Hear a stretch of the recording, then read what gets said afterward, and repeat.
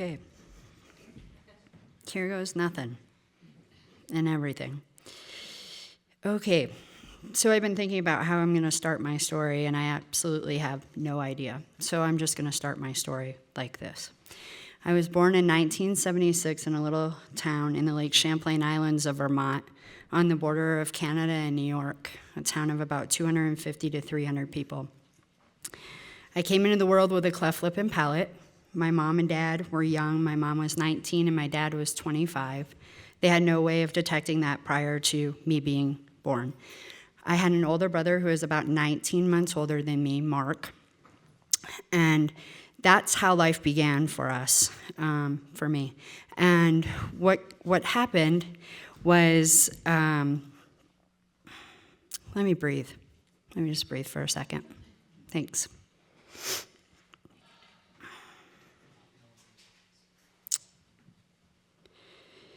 And so life was difficult from the very beginning. I had my first surgery at 3 months old, and I had 9 more major surgeries to follow with 25 procedures. I look much different today than I looked then. And my mom was my rock and still is today. And she did the best that she could possibly do. She found me healthcare that was amazing. All of my healthcare was free because they have a program in Vermont called Handicapped Children, and I classified in that program. So all my healthcare was free. I had the best doctors, orthodontists, oral surgeons, ear, nose, throat specialists, the whole team, right? And it was a team. And amazingly enough, they started working on me when I was a baby, and they did my last surgery when I was 17. And for that, I'm truly grateful. Looking different and being in public, people stared, people asked questions, people pointed, so on and so forth. I didn't really pay too much attention because in my little town, I was pretty nestled there. Nobody made too much of a deal of it. It was just when we left town. And that wasn't often, except to go to the doctor. And I went to the doctor about once a week for something. I was sick on a very regular basis, lots of trips to the doctor for this, that, and the other, ear infections, sinus infections, all of it. It was never ending.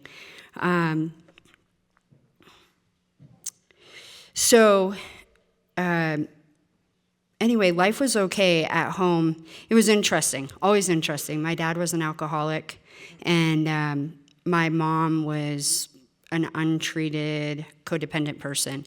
So it was always interesting. And I was a sick baby, and my mom was doing the best that she could to take care of us. We didn't have a lot of money, and to the extent that I can remember that we didn't have running water in our house for months at a time. We lived in a trailer in the middle of a field. My mom would charge groceries at the local grocers, and thank God he was kind enough to let my mom run the grocery tab up until my dad would stop drinking long enough to gather money to go pay him for our groceries. So it was always interesting, but my mom just did the best that she could possibly do to make my life as normal as it could possibly be with everything that was going on. And I went to school, and when I went to school, that's when things really changed for me, because now I was outside of my realm. I went to a Catholic school in New York, which was only like about 15 miles from our home. And but when I got there, I had a cleft lip and palate, and I looked different, and I spoke different. And I wasn't in my small community that was familiar to me anymore, and people pointed that out to me, that I looked different and that I spoke different. And so my mom got involved quickly, thank goodness, and within my class, things settled down, and the bullying and the teasing and the taunting stopped. But I always felt different, and I knew I was, and I looked different, and the world reflected that back to me on a regular basis. And the other interesting thing that happened when I was in school, in the middle of this Catholic school, was that I started to recognize that I had feelings for girls instead of boys. So I'm sitting in this Catholic school looking completely different than everybody else, speaking differently than everybody else, and now I like little girls. Wonderful. Wonderful, right? So being the good Catholic kid I am, I start praying that hopefully God's going to take this away from me. And wondering if I'm going to go to hell or I'm not, or what's going to happen. And, my dad's throwing our stuff out on the front lawn at 3 o'clock in the morning and telling us all to get out. And, it's just life, right? And so this becomes really commonplace for me, that always trying to figure out what to do next, how to stay ahead of the game, how to win, how to beat the curve, how to beat the odds. And then I figure out if I'm perfect, people will stop looking at me on the outside and they'll start paying attention to what I accomplish and what I achieve. And so I became really great at being perfect at everything. I was the fastest, I was the smartest, I was the best reader. It didn't matter whatever you wanted me to do, I was going to be the best at it. And if I wasn't the best, I wasn't participating. And I learned that as my defense mechanism, and it served me for a really long time until it didn't serve me anymore.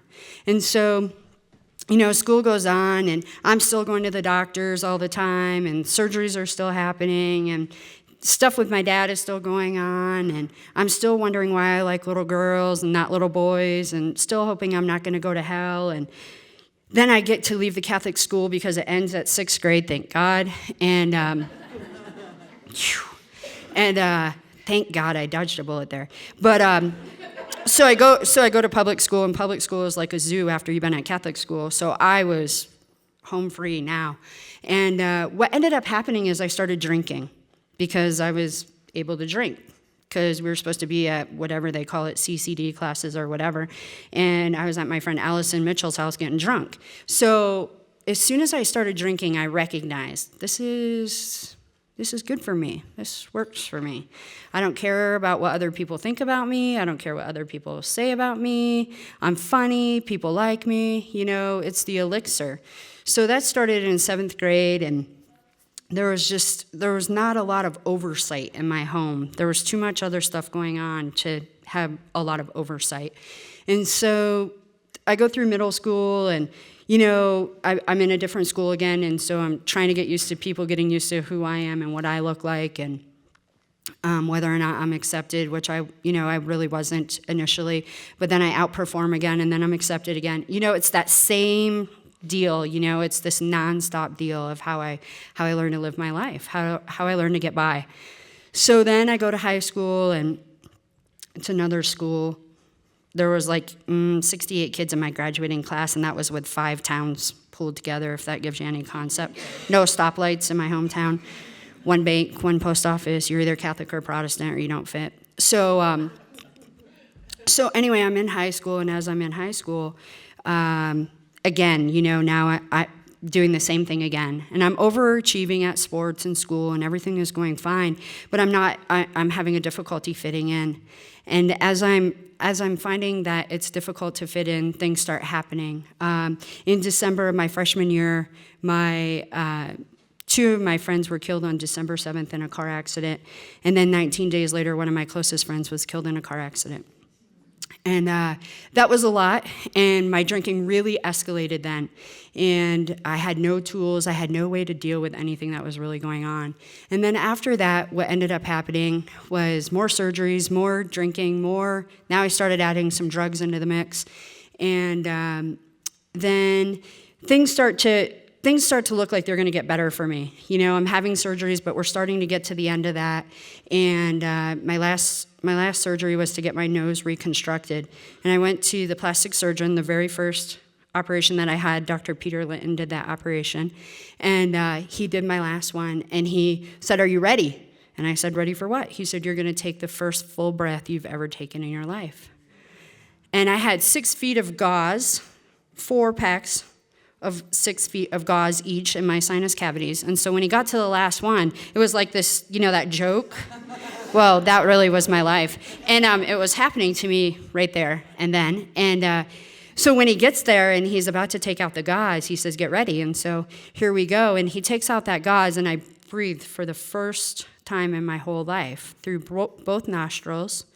And my sense of taste was enhanced immensely.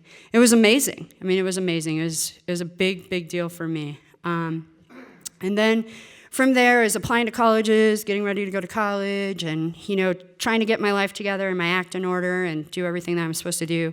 And I'm on my way to my after-school job, and it's...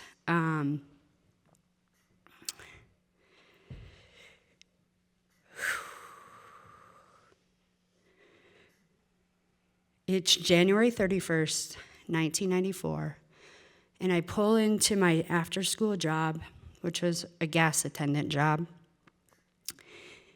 And there was a song on the radio, and I said, okay, I'm just going to drive to the other end of town, and I'm going to listen to the song. And I pulled back out, and I drive to the other end of town, which is about 2 city blocks.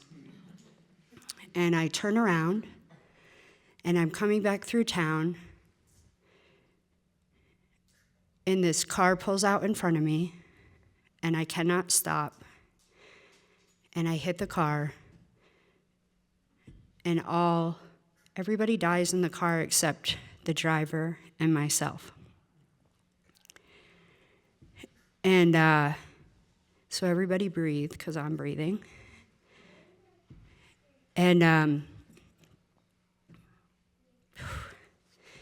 so my life changed forever at that moment. And I believe that I killed those people every day of my life. And I hated myself every day of my life. And my drinking and drugging commenced because it was the only thing that could keep me alive, because I wanted to die every single day. And drugs and alcohol saved my life in the fact that they were the elixir, so that until I could do whatever I needed to do. I left, I went to college because I got accepted, and I got there, I never attended one class. All I did was smoke pot and do drugs and drink. And I called my mom and I said, I'm gonna kill myself. Either you come and get me or I'm gonna kill myself. And my mom came and got me. And I went home and I got a couple of jobs, and then I moved to Florida. I was trying to outrun myself, and lo and behold, I got to Florida, and there I was. And I did the same thing in Florida that I did in Vermont. I drank and drugged, and I found people that were just like me, that were hurting and that were doing the same thing. But I got pretty tangled up there, and I started doing drugs, and I started running with people who were carrying guns and who were running drugs. And mind you, I'm from a town of 250 people, and I've never seen anybody that's not white. And I'm living in Central Florida, right? Picture that for a second. So, I have no idea what I'm doing, and I'm in all these dangerous positions all of the time, and I have no idea really what I'm doing and what that really looks like. But anyway, I stayed there for several years, and then I came to Colorado, and when I got to Colorado, I did pretty much the same, found the same people, did the same thing. But something changed when I got to Colorado, and what ended up changing is I met this woman named Tracy, who is my wife today. And we have been together for almost 13 years. And she has a little girl named Brianna, who's not so little anymore. She's 21 and is a junior at CSU. And Brianna, I just loved her from the moment that I met her, really, honestly. There's no other way to say that. And I recognized that I was doing the same thing to Brianna that my dad had done to me.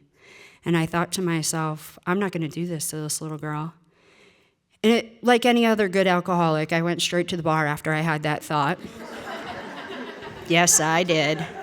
Yes, I did, because the thought of not drinking made me want to drink more.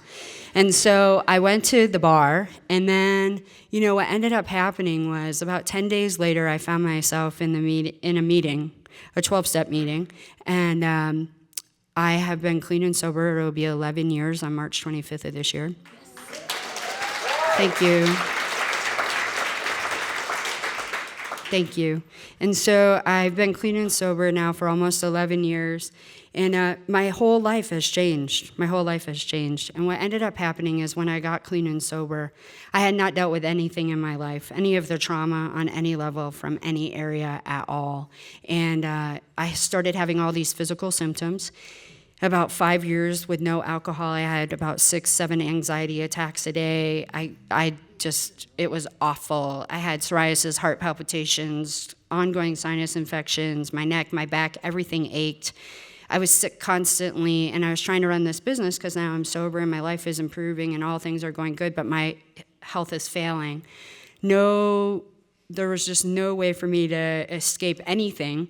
And so my friend said, go to a naturopath and just see what happens. So I did. And she said, "It's really great that you came to see me, honey."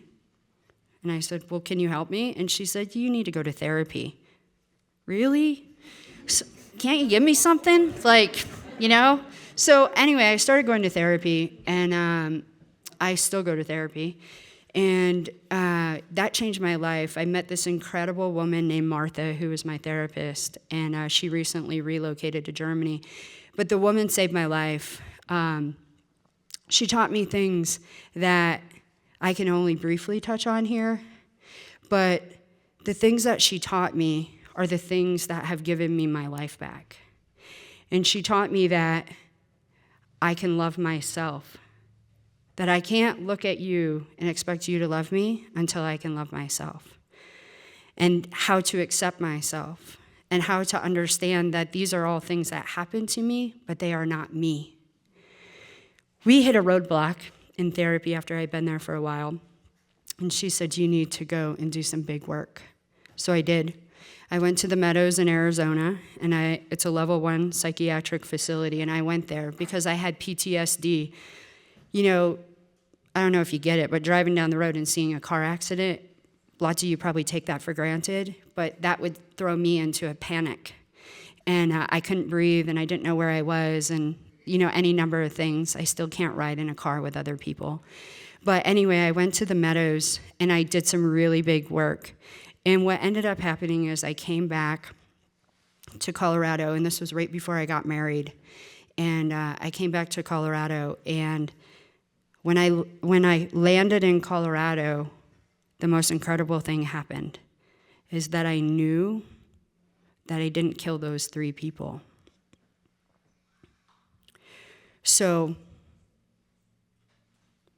for me, that's a really big deal. It's a game changer on every level, in every way. But what I do know is that life is precious and life is short, and things can happen like that. Because I was just on my way to work, and all I wanted to do was hear my favorite song. And I ended up sentencing myself to about 20 years of hell, 15. And so I made some choices, and I did some things differently, and I'm really grateful that I have. And I've learned amazing things along the way that I never thought that I would. I never thought that I'd be clean and sober. I never thought that I would have a wife. I never thought that I would have a daughter.